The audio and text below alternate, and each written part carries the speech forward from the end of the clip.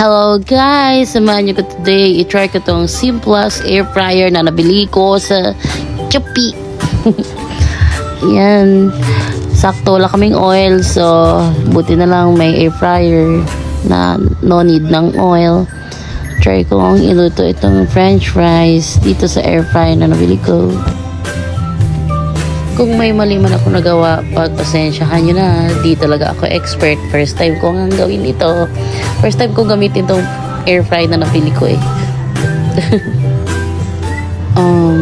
First, nilagay ko muna yung baking paper at yung tawag. Tapos, nilagay ko na yung french fries. Nihalo ko ng maayos para lahat maluto eh. Baka hindi kasi first time nga, aligaga, ayun, parang napapraning. Baka hindi mag-work, mga ganun. Ngayon ko pa lang kasi titry. Tapos, di ko alam anong maging result. Kaya yan, sana perfect.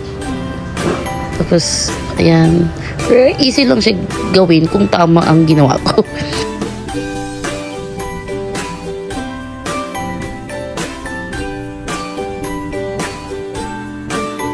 So, iset mo lang siya kung ilang oras.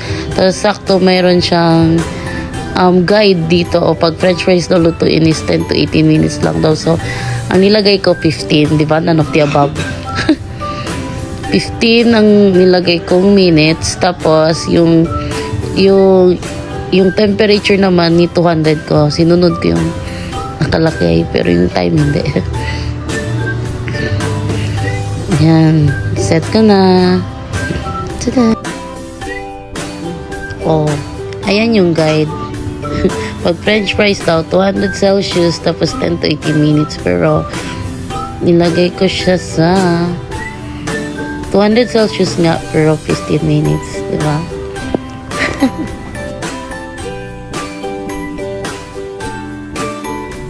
A few minutes, baby. Na, time na. Sakto, nag-time na. Wow, very nice. Ato din mo i-shake up on it. Ganito na lang guys. Thanks for watching.